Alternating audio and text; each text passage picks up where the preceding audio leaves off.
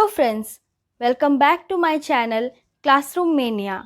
आज हम पढ़ने वाले हैं कक्षा छठी की एक कविता जिसका नाम है मैं सबसे छोटी हूँ। यह कविता कवि सुमित्रा नंदन पंत द्वारा लिखी गई है। इस कविता में कवि ने एक छोटी सी बच्ची का वर्णन किया है।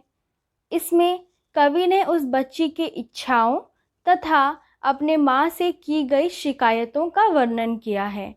तो चलिए देखते हैं बच्ची क्या कह रही है।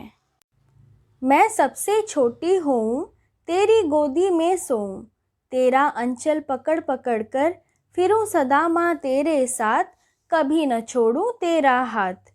इन पंक्तियों में वह बच्ची अपने माँ से कह रही है कि माँ, मैं सबसे छोटी हूँ, जिससे मैं तेरी गोदी में सो सकूं और उसके साथ साथ तेरे साड़ी का आंचल या पल्लू पकड़कर हर वक्त हमेशा तेरे साथ घूमती रहूं और तेरा हाथ कभी न छोड़ूं, मतलब हमेशा तेरे साथ ही रहूं।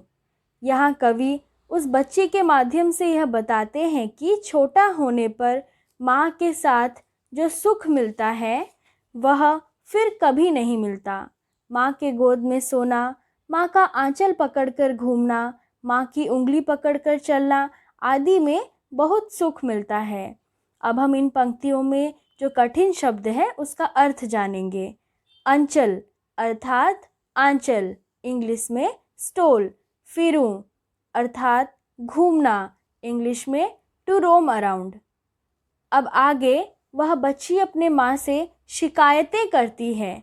देखते हैं वह क्या क्या शिकायतें करती है। बड़ा बनाकर पहले हमको तू पीछे चलती है मात, हाथ पकड़ फिर सदा हमारे साथ नहीं फिरती दिन रात, अपने कर से खिला धुला मुख धूल पौंछ सज्जित कर गात, थमा खिलौने नहीं सुनाती हमें सुखद परियों की बात। यहाँ वह बच्ची अपने माँ से शिकायत करती है कि माँ, तू हमें बड़ा बना के हमसे छल करती है, हमें धोखा देती है। बड़ा बनाने के बाद तू फिर मेरा हाथ पकड़कर दिन रात, यानी तू फिर हमेशा मेरा हाथ पकड़कर नहीं घूमती, हमेशा मेरे साथ नहीं रहती।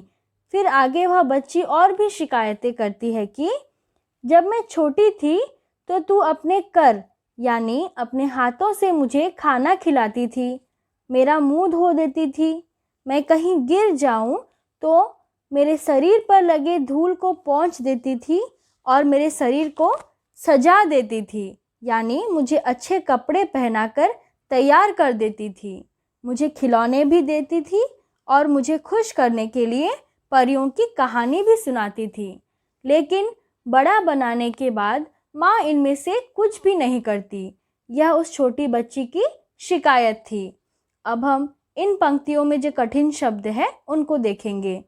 मात अर्थात माता, इंग्लिश में मदर। छलती अर्थात धोखा देती, इंग्लिश में चीट। कर अर्थात हाथ, इंग्लिश में हैंड। गात अर्थात शरीर, इंग्लिश में बॉडी। थमा अर्थात पकड़ाना या देना, इंग्लिश में टू गिव। सुखद अर्थात सुख या खुशी देने वाली, इंग्लिश में प्लेजेंट।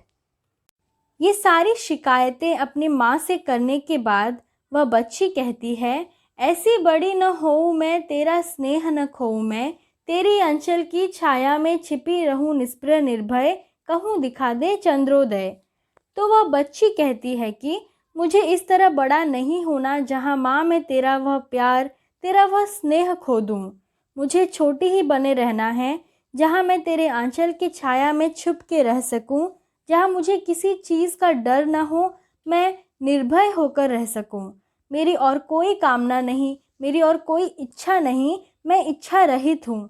और माँ, मैं तुमसे कहूँ कि मुझे चंद्रोदय दिखा दो। अर्थात बचपन में जैसे माँ चांद को दिखाकर अनेक कहानियाँ सुनाती है, उसी प्रकार माँ मैं तुमसे कहूँ कि मुझे कभी बड़ा नहीं बनना है, मुझे हमेशा वैसे ही छोटा ही बने रहना है और तुम मुझे उसी प्रकार चांद का उदय होना दिखाओ। अब इन पंक्तियों में जो कठिन शब्द है उनको देखेंगे। स्नेह अर्थात प्यार इंग्लिश में लव, निस्पृह अर्थात इच्छा रहित इंग्लिश में विशलेस, निर्भय अर्थात निडर या भयहीन इंग्लिश में फियरलेस, चंद्रोदय अर्थात चंद्र का उदय इंग्लिश में मूनराइज। अब हम इस कविता के सार पर आते हैं। इस कविता में कवि सुमित्रानंदन पंत जी ने एक छोटी बच्ची के माध्यम से हम सभी के मन में छिपी यह बात, यानी मैं सबसे छोटी हूँ की भावना को सामने रखा है। कोई कितना भी बड़ा हो जाए, उसकी यही कामना, उसकी यही इच्छा होती है कि काश वह छोटा ही होता तो उसे संसार के किसी भी परेशानी का सामना नहीं करना पड़ता।